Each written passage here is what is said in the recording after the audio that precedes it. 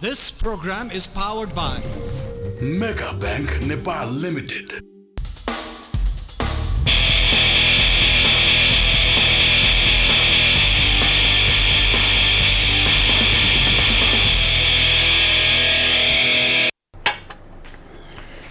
दर्शकबिन नमस्ते। प्राइम संवादमा यहाँलाई स्वागत छ। म कृष्ण मल्ल। सरकारले अन्ततः वैशाख 30 गतेका निम्ति स्थानीय तहको निर्वाचन घोषणा गरेको छ। साथसाथै सरकारले अमेरिकी सहयोग परियोजना एमसीसीलाई पनि पारित गर्नको निम्ति अन्तिम कसरत अघि बढाएको छ र यो एमसीसीले दलहरू गिजुलेका छन्। देशभित्र आन्दोलन पनि उठ्दैछ र एमसीसीका पक्षधरहरू पनि सल्बलाएका छन्। निर्वाचन र एमसीसी सँगै अगाडि बढ्न सक्छ कि सक्दैन र यसले मुलुकमा पार्ने प्रभाव र वैदेशिक सम्बन्ध लगायतका विषयमा आज हामी छलफल गर्न गएका छौँ र यसको निम्ति त्रिमूल नेपालका अध्यक्ष एवं विश्लेषक भरत दाहाल हामीसँग हुनुहुन्छ। स्वागत छ यहाँलाई। हजुर, धन्यवाद। अब अहिलेको सरकारले वैशाख 30 गतेको निम्ति स्थानीय तहको निर्वाचनको मिति घोषणा गर्यो। साथसाथै यो एमसीसी पास गर्नको निम्ति पनि प्रधानमन्त्री शेरबहादुर देउवा कम्बर कसेर लाग्नु भएको छ र यसले केही तरङ्ग पनि ल्याएको छ। तपाईँ सम्भव देख्नुहुन्छ यो चुनाव र एमसीसी पास हुने कुरा सँगसँगै सम्भव छ? होइन, मैले यो दुईटै कुरा सम्भव देख्दिनँ। किन भन्छ भने जस्तो अहिले चाहिँ यो सत्तावादी दलहरू छन्, यो चाहिँ 2-3 वर्ष यता यिनीहरूको बिचमा जो सङ्कट एकदम गहिरिँदै गयो त्यसको एक प्रकारको छटपटी हो। जस्तो एकातिर चाहिँ जस्तो विशेष गरी संविधान जारी भएपछि अब चुनाव भयो, ओलीको सरकार बन्यो, त्यो पनि टिक्न सकेन, शेरबहादुरको सरकार बन्यो, त्यो पनि टिक्ने सम्भावना छैन। त्यस कारणले एउटा चिज चाहिँ तपाईँको चिज केले काम गरिरहेछ भन्छ भने जस्तो संविधान जारी भइसकेपछि कतिपय अन्तर्राष्ट्रिय शक्तिहरूका मुद्दाहरू जो चाहिँ यहाँ चाहिँ अगाडि बढाउन खोजेका थिए तिनमा गत्यावरोध आयो। त्यस कारणले एक प्रकारको ध्रुवीकरण सबै पार्टीभित्र उनीहरूले नै गरिरहेका छन्। जस्तो पार्टीहरू टुटाउने, फुटाउने, जुटाउने, अब कसलाई मिलाएर हुन्छ, कसलाई फुटाएर हुन्छ, त्यो काममा उनी पनि लागिरहेछन्। त्यसले यिनीहरूभित्र चाहिँ असर गरेको छ एउटा। दोस्रो, यो परिस्थिति बिग्रिँदै गएपछि र अब बाहिर भन्ने कुरा केही बाँकी नरहेपछि होइन, अब यिनीहरूलाई कस्तो छ भन्छ भने अब यो अलिकति भएको चिजलाई कसरी संस्थागत गरेर चाहिँ जोगिदिने भन्ने चाहिँ एउटा छटपट्टि छ। जस्तो चुनावको घोषणा मलाई लाग्छ नचाहे पनि जस्तो केही समय अगाडि चाहिँ चुनाव पछि गर्ने भन्दै थिए होइन, अब अहिले आएर वैशाखमा गर्ने भनिरहेछन्। त्यो एक प्रकारको छटपट्टि हो। त यिनलाई एउटा झिनो आशा के छ भन्छ भने चुनाव गराइदिने हो भने कमसेकम व्यवस्था नचले पनि यस्तै अराजकता रहे पनि 5 वर्ष अरू त यिनका निकाय त रहने भए होइन, सत्तामा रहने भए र खेल्ने ठाउँ बन्ने भयो भन्ने हिसाबले यिनले घोषणा गरेको हो। चुनाव गर्नलाई होइन, चुनाव गर्नलाई होइन। त्यो परिस्थिति मलाई लाग्छ अब सम्भवतः मलाई लाग्छ अब फागुनको वरिपरिबाट एउटा देशव्यापी रूपमा एउटा उथलपथलको वातावरण बन्छ। त्यस्ता धेरै सङ्केतहरू पनि आउँछन्। जस्तो एमसीसीले पनि त्यो परिस्थिति ल्यायो र अरू चिजहरू पनि यस्ता खालका लक्षणहरू धेरै देखा परेका छन्। यो सबै माहौलले त्यो चुनाव गर्न दिन्छ भन्ने मलाई लाग्दैन। त्यति मात्रै होइन, स्वयं जो सत्ता पक्षीय दलहरू छन् त्यहाँभित्रको तपाईँको अन्तर्विरोध अथवा चाहिँ त्यहाँभित्र पनि केही चाहिँ चुनावै नचाहने खालका मान्छेहरू पनि छन्, अहिले चुनावै नहोस् भन्ने पनि छन्। यो सबै परिस्थितिले गर्दाखेरि चाहिँ हुने सम्भावना मैले देख्दैन। र अर्को योभन्दा महत्त्वपूर्ण कुरा के हो भन्छ भने जस्तो एमसीसीमा चाहिँ यिनीहरू फसे नि, अहिले फस्दै गए र यो एक खालको विदेशीहरूलाई आश्वासन जस्तो पनि हो होइन, हामी गरिरहेछौँ, गर्छौँ। जस्तो एक थरी भनिरहेछन् नि चुनावपछि एमसीसी को मुद्दा लैजाउँ भनेर भनिरहेछन्, प्रचण्डै भन्दैछन्। त्यसको निम्ति अलिक छिटै चुनाव गरे जस्तो देखाएर हामी चुनावमा जाँदैछौँ त्यसपछि गर्छौँ भने उनलाई दिने आश्वासन पनि हो त्यो। तर चाहिँ चुनाव हुने र एमसीसी पारित हुने दुवै सम्भावना मैले देख्दिनँ।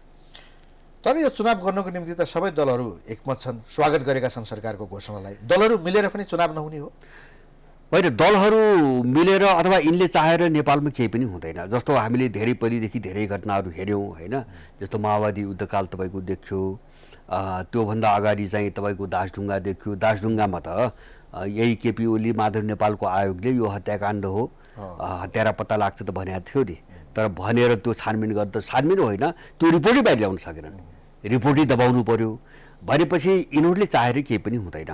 जस्तो माओवादीको त्यही देखियो, युद्धकाल सबै त्यही देखियो, 12 बुँदे समझदारी त्यही देखियो होइन। आखिर आफ्ना विचार जो पहिले हाम्रा सिद्धान्त भन्थे होइन, काङ्ग्रेसले प्रजातान्त्रिक समाजवाद, कसैले जनवाद, कसैले बहुदलीय जनवाद, तिनी सबैलाई किनारा लगाएर चाहिँ त्यो विदेशीले दिएका एजेन्डामा बारबुदे समझदारी गर्नु पर्यो भनेपछि यिनले सहमति गरेर अथवा नगरेर हुने कुरो केही पनि छैन। अब सबै बाहिरबाट नियन्त्रित छन्। त्यसकारणले अब परिस्थिति कसरी जान्छ भन्ने कुरामा बाह्य शक्तिले कस्तो परिस्थिति निर्माण गर्छ उनलाई अनुकूल कस्तो हुन्छ त्यो अनुसार चाहिँ उनीहरूले दलहरू मुभ गर्ने हो। यिनले निर्णय गरेर चाहिँ तपाईँको त्यो अनुसार काम सम्भव। अनि एमसीसी चाहिँ किन पास हुँदैन? अब एमसीसी यस्तो हो, अब एमसीसी कस्तो हो भन्छ भने जस्तो अब धेरै कुराहरू आइसकेका छन्। एमसीसी जस्तो मैले बारम्बार भनिरहेको छु त्यो अनुदान होइन। अनुदान भनी भाषा लेख्यो भने त्यो अनुदान होइन। किन अनुदानमा अब नेपाललाई किन्ने झन्डै भन्नुहोस् न, अमेरिकी कानुन चाहिँ तपाईँको लागू गर्ने, यहाँका कानुन नियम सबै निष्क्रिय बनाएर नेपाल किन्ने कुनै पनि चाहिँ तपाईँको शर्त हुँदैन। अनुदानमा त्यस्तो शर्त हुँदैन। त्यो मात्रै होइन, त्यहाँ धेरै मान्छेहरूको ध्यान गएर जस्तो एमसीसीको सम्झौतामा त के पनि छ भन्छ भने एमसीसीले यो संसदबाट पारित भयो भने ठेकेदार, सल्लाहकार लगायत अनुदानदाताहरू पनि चाहिँ छनौट गर्न सक्ने छ भनेको छ। भनेपछि सवाल चाहिँ अमेरिकाको 55 करोडको मात्रै छैन होइन, किन त्यो सम्झौतामा हालेका छन् त्यो कुरो त बाहिरदेखि नै बाँकी छ। त्यसकारणले अनुदानदाताको नाममा नेपालको भूराजनीतिभित्र लगानी गर्ने थुप्रै चाहिँ तपाईँको विकल्पहरू लिएर उनीहरू बसेका छन्। यहाँ अरबौँको खरबौँको रकम यहाँ आउँछ र त्यो एउटा मिलिटरी चाहिँ सैन्य रणनीति हो। त्यसकारणले यत्रो जोर जबस्ती भएको, जोर जबस्ती हुने कारण पनि त्यही हो। त्यो एमसीसी सम्झौताले काहीँ पनि त्यो अनुदान वा विकास हो भन्ने पनि छैन, किन एमसीसी फर्केर जाने प्रावधान पनि छैन। हामीले धेरै पटक भनेका छौँ त्यो 5 वर्षमा प्रोजेक्ट सक्ने कुरा मात्रै छ होइन। तर एमसीसीका निकाय जो यहाँ बन्छन् नि तिनी खारेज रहिराख्छन् मात्र होइन, तिनी खारेज हुँदैनन् भनेको छ। सम्झौताको 5.5 चाहिँ तपाईँको दफामा ती खारेज हुँदैनन् भनेर स्पष्टीकरण नै गरेको छ। त्यसकारणले ऊ चाहिँ यहाँबाट जाँदै नजाने गरी आफ्ना संरचना बनाएर चाहिँ आउन खोजिरहेछ। संरचना त बनाएको छ, अब उसलाई संसदबाट पारित गरेर स्वायत्त बनाउनु मात्रै हो उसको आवश्यकता। त्यो संसदको किचलो त त्यहीबाट आएको हो। किन संसदबाट पारित नहुँदासम्म खतरा के भयो उनीहरूलाई भन्छ भने भोलि कुनै पनि सरकारले अथवा नेपालको संसदले रोकिदिन सक्ने भयो त्यस्तो गतिविधि गरेपछि।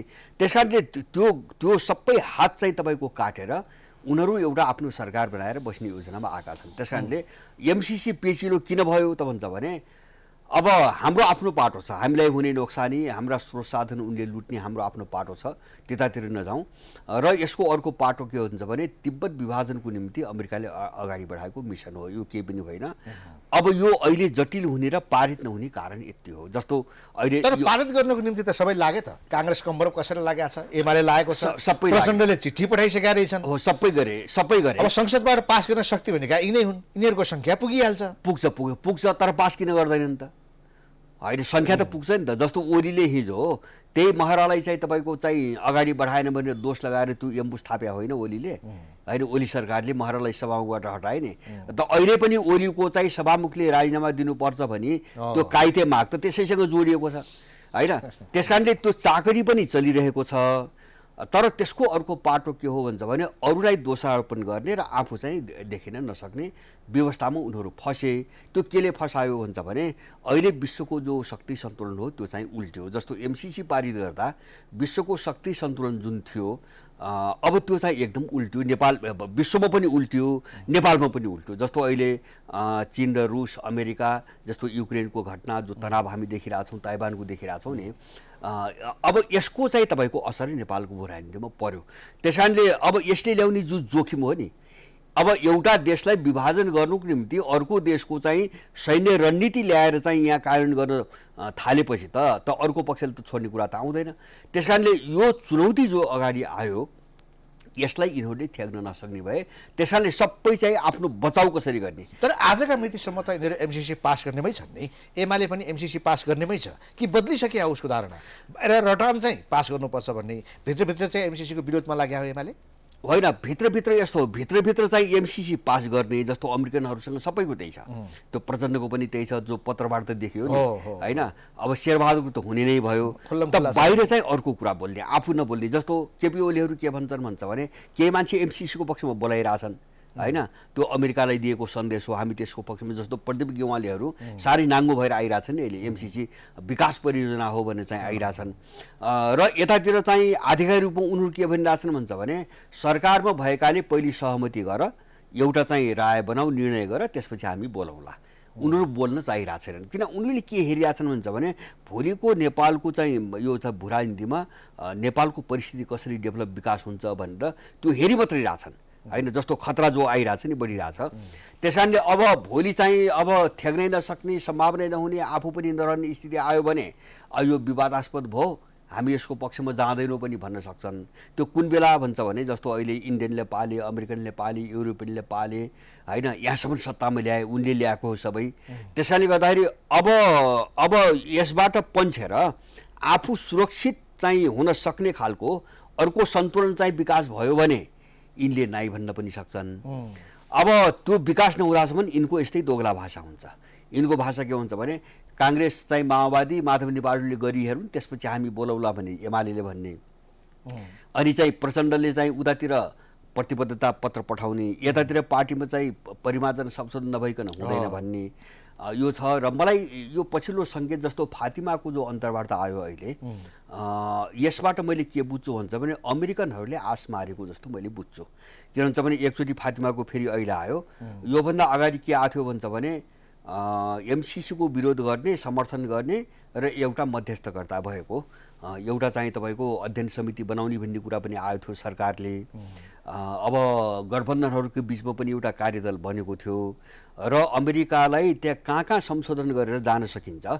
त्यो चाहिँ अलिकति सहमतिमा ल्याउने भन्ने कुरा पनि गरे मलाई लाग्छ त्यो अमेरिकनहरूकै एउटा लिफ्ट पाएर भएको काम हो तर यो पछिल्लो जो विश्व परिस्थिति बढिरहेछ नि अब अमेरिका धेरै ठाउँमा इन्गेज हुन सक्ने हालतमा पनि छैन किन भन्छ भने ऊ धेरै ठाउँमा फस्दै पनि गयो युक्रेनमा फस्यो ताइवानमा फस्यो त्यसमा उसलाई समस्या थप के आयो भन्छ भने उसको जो एलाइभित्रका थिए युरोपियन देशहरू धेरै चाहिँ तपाईँको विभाजित हुँदै गएका छन् जस्तो चाहिँ युक्रेनमा चाहिँ युद्ध भयो भने हामी नेटोबाट आफ्नो सेना फिर्ता गर्छौँ भनेर चाहिँ क्रोएसिया बोलिसक्यो होइन क्रोएसियाले खुल्याम भनिसक्यो जस्तो जर्मनीले चाहिँ हामी घातक चाहिँ हतियार दिँदैनौँ भन्ने युक्रेनमा हतियारै दिइरहेको छैन अब फ्रान्सको अहिले मात्रै होइन फ्रान्सको सधैँभरि अमेरिका विरुद्धी स्ट्यान्ड हो त्यो त सोभियत सङ्घको पतन भइसकेपछि उनीहरू फेरि नेटोमा सक्रिय हुन बाध्य भए 2009मा मात्रै एक्टिभ भएको हो बिचमा 1966 पछि जो चार्ल्स डेगाल सत्तामा आए फ्रान्समा त्यसपछि अब नेटोको क्रियाकलापबाट ऊ बाहिर थियो सदस्यता नछोडे पनि ऊ बाहिर थियो अब एकातिर त्यो गठबन्धन भत्किने खतरा उनीहरूले बेहोरिरहेछन् अर्कोतिर चाहिँ तपाईँको चुनौती रुस र रुसको चाहिँ चीनको चुनौती अब कता कता लाग्ने भन्ने एउटा समस्या उनलाई आयो होइन जस्तो अफगानिस्तानबाट भागे युक्रेनमा चाहिँ तपाईँको अब शक्ति केन्द्रित गर्ने कि ताइवानमा गर्ने कि अब त्यही समस्या नेपालभित्र चाहिँ तपाईँको आउने भयो त्यस कारणले ध्यान चाहिँ कुनै एक ठाउँमा केन्द्रीकृत भन्दा पनि विकेन्द्रित भयो विकेन्द्रित पनि भयो ऊ एक्लिँदै पनि गयो होइन हिजोको तुलनामा जो नेटो थियो नि ऊ अलिकति एक्लिँदै पनि गयो जस्तो यो आज मैले सुन्दैछु जस्तो उनीहरू पनि अब सङ्कटमा फस्दै गए जस्तो फोकल्यान्ड जो टापु अर्जेन्टिनाको कब्जा गरेको छ बेलायतले अब त्यो छोड्नुपर्छ भनेर रुसले चीनले चाहिँ आवाज उठाइसके भनेपछि अब यिनी घटना बढ्दै जाने क्रममा नेपाललाई चिडाएर त काम छैन नेपाललाई चिडाउने भन्दा पनि जस्तो सक्दै नसक्ने भएपछि अब कति जोडबल गरिराख्ने जस्तो भोलि यहाँ त्यो गरेर पनि नटिक्ने नरहने अथवा यो गराउन पनि नसक्ने भएपछि कति समय खर्च गर्ने भन्ने पनि उनलाई समस्या होला त्यस कारणले फातिमाको अन्तर्वार्ता के आयो भन्छ भने यो संशोधन हुन सक्दैन भन्ने चाहिँ भर्खरै फेरि आयो यसको मतलब चाहिँ अब एमसिसी अगाडि बढ्ने सम्भावना छैन होइन किन संशोधन हुन सक्दैन भनेपछि त जस्तो अब माओवादी पक्ष जान सक्दैन उनले भनिसकेका छन् प्रचण्डले चाहे पनि जान सक्दैन माधव नेपालको पक्ष त हिजोको कार्यदलको मूल पक्ष त्यही छ अब त्यो जान सक्दैन काङ्ग्रेसभित्र पनि विमति छ त्यो बाहिर नआएको हो काङ्ग्रेसभित्र पनि विमति छ यो चाहिँ राष्ट्रिय सहमति नगरेर जान हुँदैन भन्ने छ एमाले भित्र पनि त्यही देखिन्छ र सारमा के हुन्छ भने सबैले सबैलाई मुछेर होइन एकै ठाउँमा राखेर चाहिँ यसलाई पारित गर्न सकिन्छ भने सबै राजी किन जोखिम चाहिँ एउटालाई मात्रै आउने भएन होइन एउटा चाहिँ पानीमाथिको ओभानो बन्ने अर्काले पारित गरेर जानुको निम्ति कोही पनि तयार छैन अब यहाँ के छ भने यो एमसिसी यदि पारित भएन भने हामीलाई अमेरिकाले दण्डित गर्छ ठुलो सजाय दिन्छ हामीलाई चाहिँ अनुदानहरू उसले गर्ने सहयोगहरू जो अमेरिकन एलायहरू छन् उनीहरूले हामीलाई गर्नुपर्ने आर्थिक सहयोगहरू जो छ त्यो सबै बन्द हुन्छ हामी भयङ्कर ठुलो समस्यामा पर्छौँ भनेर यो किसिमको कुरा छ, यो के हो? होइन, यो दलाल स्कुलिङ हो। जस्तो यो दलाल स्कुलिङ हो। दलाल स्कुलिङ भनेको मैले के भन्छ भने जस्तो उनको शिक्षा पढेका, उनको पाठ्यक्रम पढेका, उनको स्कुलिङबाट आएकाहरूको एउटा दिमाग कस्तो छ भन्छ भने विदेशी ऋण र अनुदान भएन भने कुनै पनि देश बन्दैन भन्ने छ, होइन? तर मलाई के लाग्छ भन्छ भने उनले त्यो सबै बन्द गरे भने त्यो नेपालको चाहिँ तपाईँको भाग्य खुलेको दिन हुन्छ। मैले बुझेको त्यो हो, होइन? किनभने अमेरिका र उसका गठबन्धनहरूले सहयोग बन्द गरेको दिन नेपालको भाग्य खुल्छ। भाग्य खुल्छ। किन भन्छ भने हामीले आफ्नो बाटो खोज्न विवश हुन्छौँ, होइन? जस्तो हामीसँग त सबै छ नि, त्यो त यिनले हुन्न दिया हो। भारतले नाकाबन्दी लाउँदा चीनका द्वारहरू खुले जस्तै, चीनका द्वार खुले, एकदम चीनका द्वार खुले। उनले अनुदान बन्द गरून्, उनले ऋण बन्द गरून्।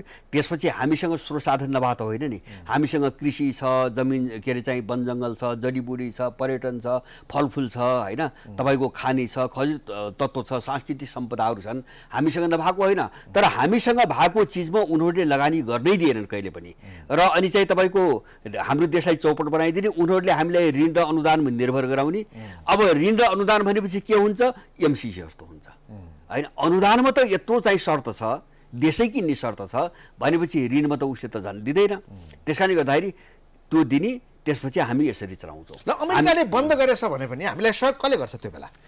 होइन, सहयोग यस्तो हो, सहयोग त यस्तो हो जस्तो मैले भने नि, यो चाहिँ एउटा बाहिरी पाटोबाट हेर्दा है, बाहिरी पाटोबाट हुन त त्यो मुख्य पाटो हो, त्यसले देश बन्छ भन्नेमा हामी जानु हुँदैन।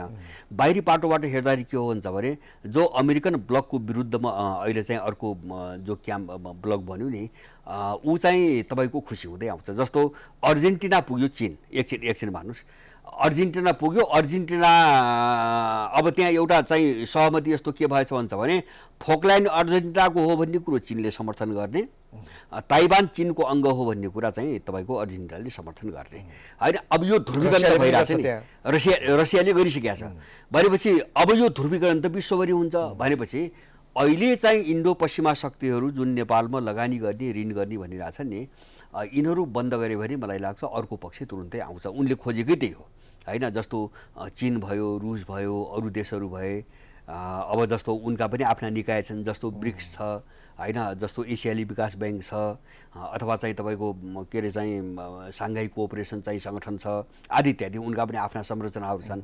अब एउटा बाहिरी पाटोबाट त्यो हुन्छ। दोस्रो भित्री पाटोबाट हामीलाई हुने सबैभन्दा ठुलो फाइदा के हो भन्छ भने हामीसँग भएका स्रोत साधनलाई अगाडि बढाएर देश विकास गर्नको निम्ति हामीसँग पुँजी पनि छ, नभएको होइन, होइन? त्यसको दुरुपयोग भयो, लुट भयो, होइन? पुँजी पनि छ, पैसा पनि नभएको होइन। त्यस कारणले हामीसँग पुँजी पनि छ र अलिकति शिक्षा दीक्षा र तालिमलाई अलिकति विकास गर्ने, अलिकति स्तर उठाउने हो भने हामीसँग त्यो प्रविधि पनि छ। हामीसँग जे स्रोत छ त्यो हामीसँग प्रविधि पनि छ। हामीलाई पश्चिमाहरूको प्रविधि काम लाग्दैन अहिले। त्यस कारणले गर्दाखेरि हामी त्यो दिशामा जान बाध्य हुन्छौँ।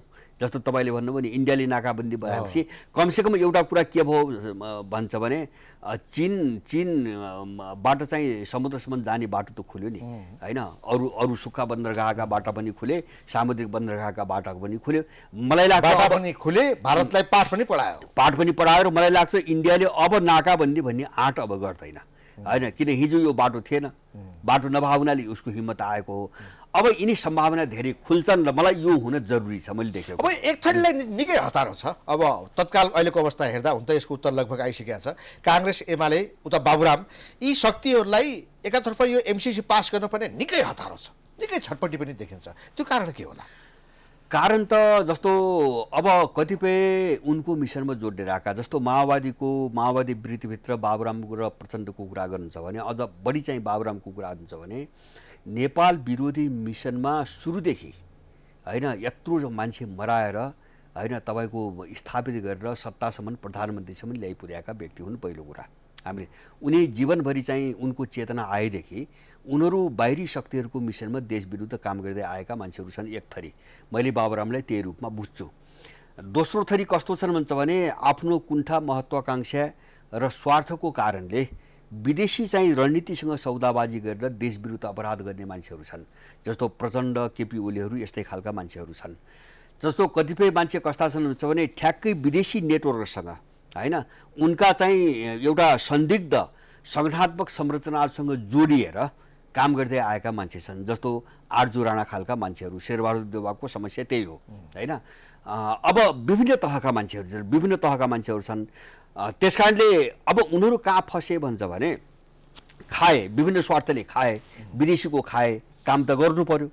अनि उनको समस्या अहिले के हो भन्छ भने भूराजनीति चाहिँ तपाईँको बदलियो, स्थिति उल्टियो, शक्ति सन्तुलन पनि उल्टियो, समीकरण पनि उल्टियो। जस्तो मलाई के विश्वास छ भन्छ भने अब एमसीसी चाहिँ यिनले गर्ने हो भने मलाई विश्वास छ सायद त्यो वातावरण बन्ला। अब हामी पनि त्यो कोसिस गरिरहेका छौँ।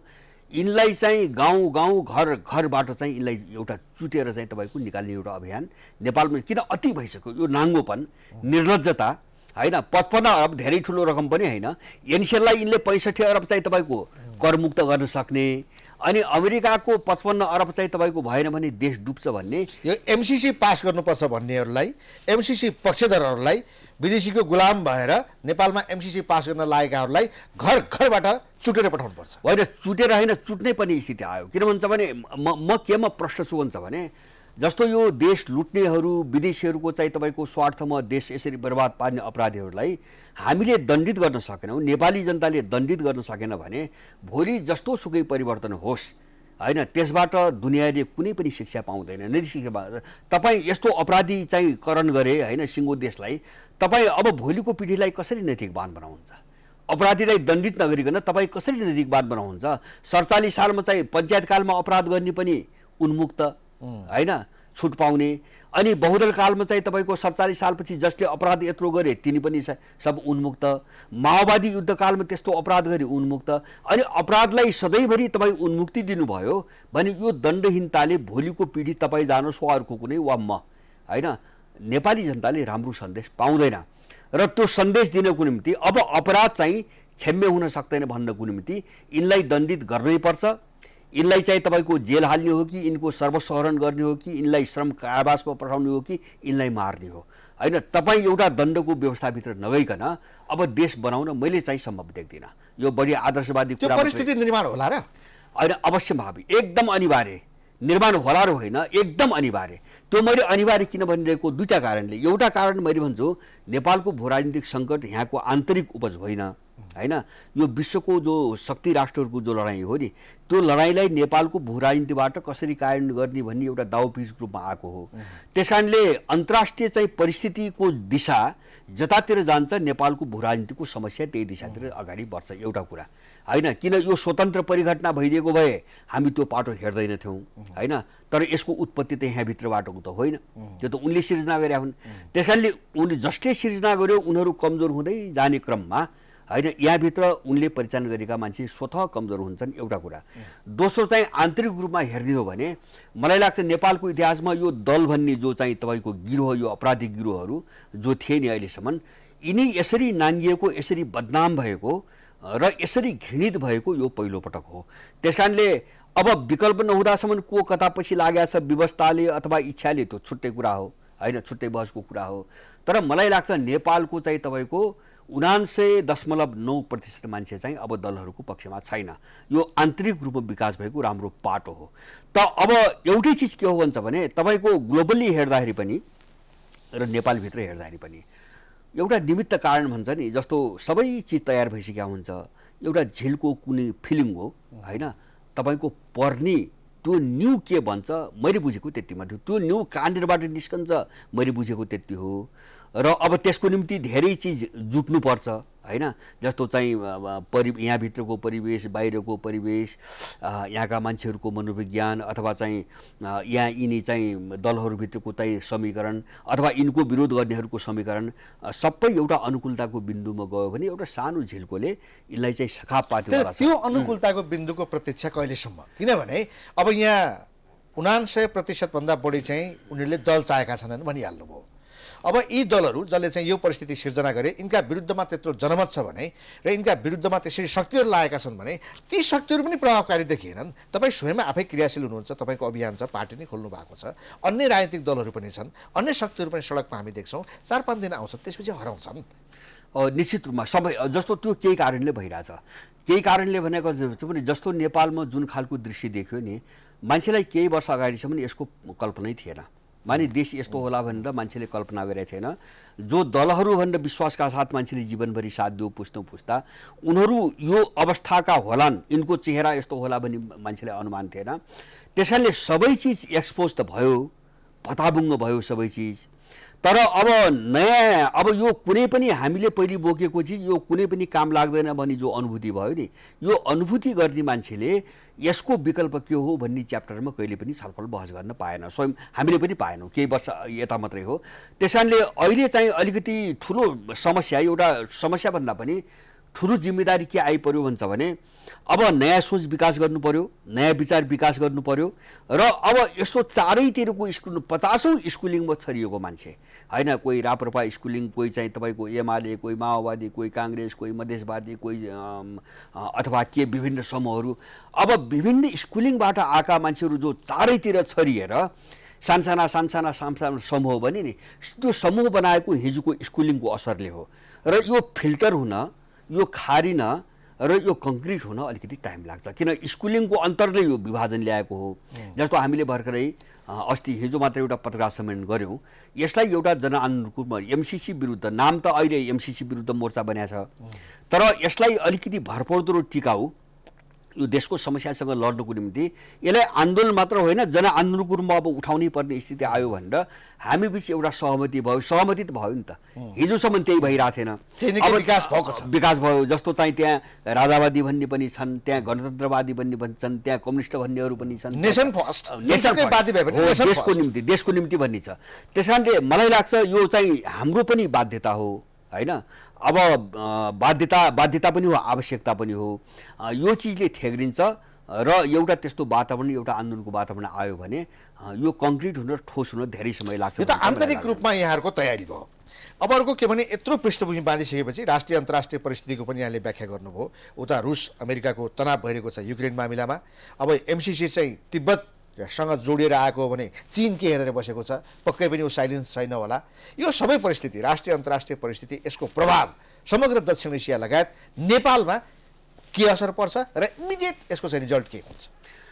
अब यस्तो, जस्तो यो विश्वका जो घटनाहरू भइरहेछ नि, यसको प्रभाव मैले पहिले पनि भने नेपालमा अनिवार्य रूपमा पर्छ र व्यापक रूपमा पर्छ होइन। जस्तो अहिले पछिल्लो कालमा युक्रेन, जस्तो अमेरिकनहरूको रणनीति के छ भन्छ भने हामीले सबै बुझ्ने कुरा, हामीले विश्वभरि हेरिरहेको छौँ नि, उनीहरू कहाँनिरबाट अर्कोलाई जुधाइदिने भन्नेमा एकदम त्यो खोजीमा छन्। जस्तो युक्रेनमा पनि त्यही हो। मलाई लाग्छ रुसले त म अट्याक गर्दैन भन्छ, होइन गर्दैन, युक्रेनले पनि रुसले अट्याक गर्दैन भन्छ, तर अमेरिका के भन्छ, तिमीलाई अट्याक गर्दैछ, यो हप्ता अट्याक गर्दैछ भन्छ। त्यहाँ चाहिँ सैन्य तालिम दिइरहेछ जबरजस्ती, त्यो रुससँग लड्नको निम्ति सैन्य तालिम दिइरहेछ अहिले, र उसले आफ्नो सेना पनि लग्ने कुरा गरिरहेछ होइन, पठाइसक्यो। भनेपछि जस्तो ताइवानमा पनि त्यही हो। तर यो दुवै ठाउँमा चाहिँ तपाईँको लडाइँ किन हुँदैन भन्छ भने त्यो रगत एउटै हो, कल्चर एउटै हो होइन। मान्छेले धेरै चिजमा सोच्छ, अन्तिममा गयो भने धेरै चिज। रुसले युक्रेनमाथि आफू खुसी आक्रमण गर्दैन। अब युक्रेनी त्यत्रो चाहिँ 1 लाख सेना किन तैनात गरे त? होइन, त्यो उनी पस्यो भने हान्ने हो त्यो होइन। जस्तो नेटो, युक्रेनलाई त नेटोमा सामेल अट्याक गर्नु होइन कि कसैले आक्रमण गरेछ भने त्यसको रक्षाको। जस्तो युक्रेनलाई नेटोमा जबरजस्ती सामेल गरे भने त युक्रेनभित्र नेटोको सेना त आउने भयो, लडाइँ त्यससँग हुन्छ, उसले त्यो तयारी गरिरहेछ। तर युक्रेनमाथि आफू खुसी पहिलोपटक चाहिँ रुसले आक्रमण गर्दैन, यो मान्छेको बुझाइको गल्ती हो होइन। तर सम्पूर्ण तयारी गरिरहेछ अमेरिका। रुसले चाहिँ होइन, पुटिनले पहिले नै के भनिसकेका छन् भन्छ भने अहिले त तपाईँको यो विश्वको कुनै पनि ठाउँबाट एउटा मिसाइल अमेरिकामा पुग्छ, त्यस कारणले हामी चाहिँ युक्रेन अमेरिकासँग लड्नुको निम्ति युक्रेनसँग चाहिँ मुछिन आवश्यक छैन, हामी सिधै अमेरिकामा हान्न सक्छौँ भनेर उनले भनिसकेका छन्। किन दोस्रो विश्वयुद्धसम्म त मिसाइल थिएन र गाह्रो थियो, अमेरिका बचेको हो, अमेरिका कतैबाट पनि बच्दैन। त्यस कारणले ऊ चाहिँ फ्रन्टमा लाग्ने, अमेरिकामा अट्याक गर्न युक्रेनको बहाना गर्नु पर्दैन, गर्दैन। र अमेरिकाले पनि के भनेको छ भन्छ भने आक्रमण भयो भने पनि हामी प्रतिबन्ध लाउँछौँ, हामी चाहिँ युक्रेनमा सेना पठाउँदैनौँ भने त अमेरिका त बोलिरहेछ नि, त्यो जोखिम त अमेरिकाले त मोल्न सक्दैन। चीनसँग पनि त्यही हो। अब चिनिया र ताइवानको पनि रगत एउटै हो, जाति एउटै हो होइन, तपाईँको परिवार एउटै हो सबैको। अब उत्तर र दक्षिण कोरिया जस्तो हो।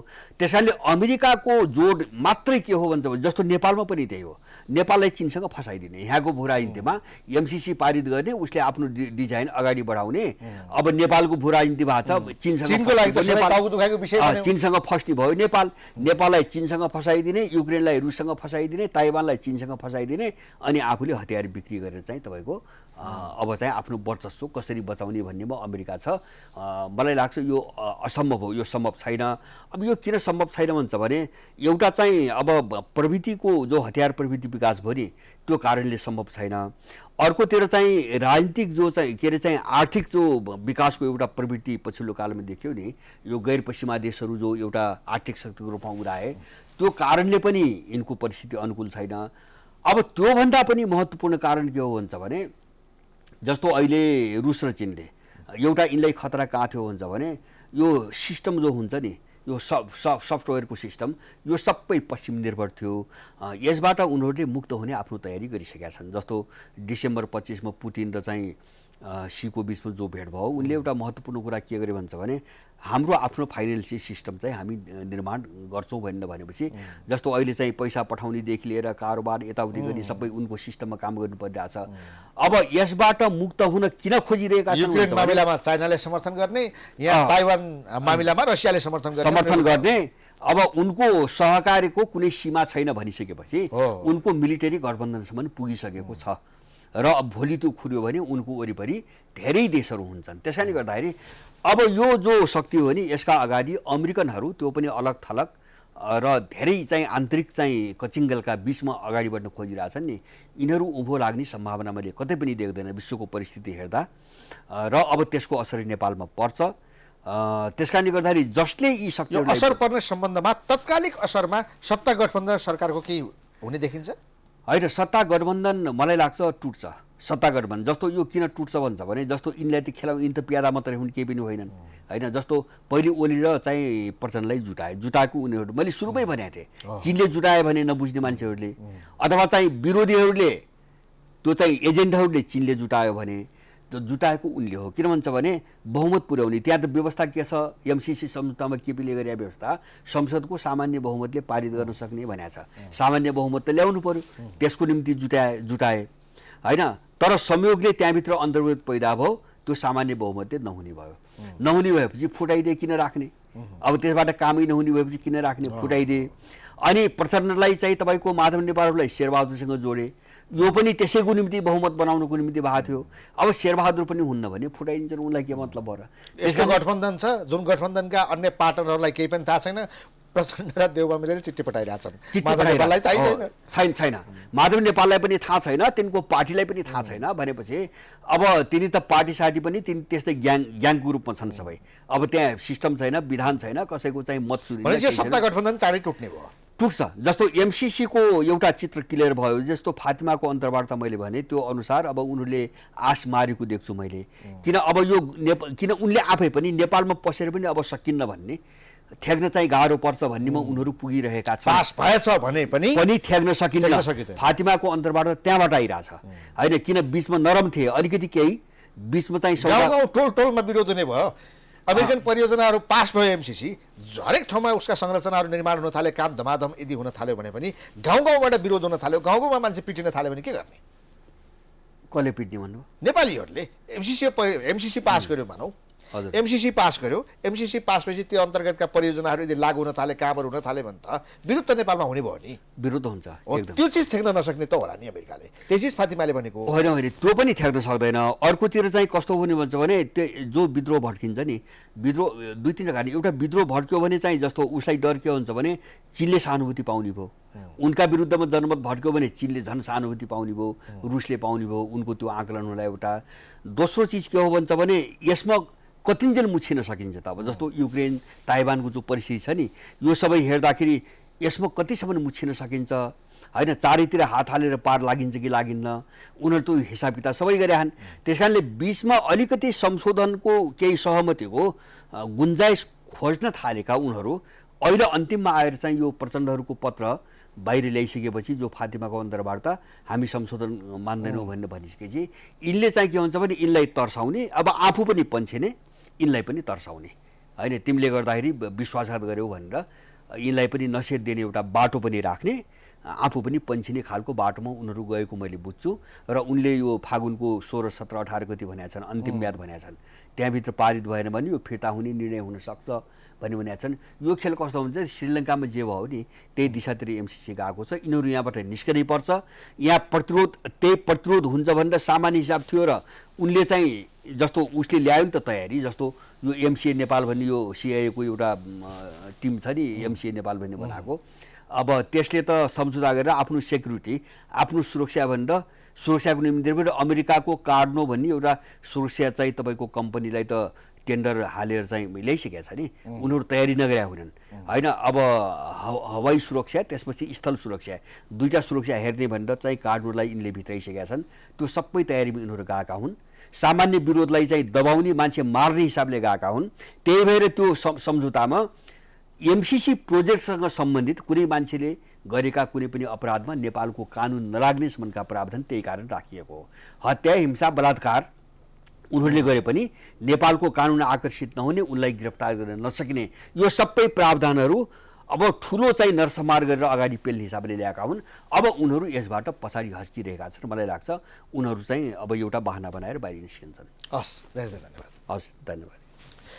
दर्शकवृन्द, प्राइम संवादमा हामीसँग तृणमूल नेपालका अध्यक्ष एवं विश्लेषक भरत दाहाल हुनुहुन्थ्यो। उहाँसँगको कुराकानी सकिन्छ। हामी सबैलाई बिदा दिनुहोस्।